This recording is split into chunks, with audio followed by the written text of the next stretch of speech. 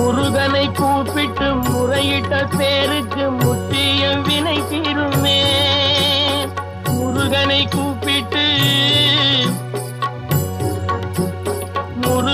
கூப்பிட்டு முறையிட்ட பேருக்கு முற்றிய வினை தீருமே. உடல் பற்றிய பிணியாருமே வாழ்க்கை முற்றிலுமே நலம் பெற்று இனி துரமெத்த இன்பம் சேருமே. அப்பன் முருகனை கூப்பிட்டு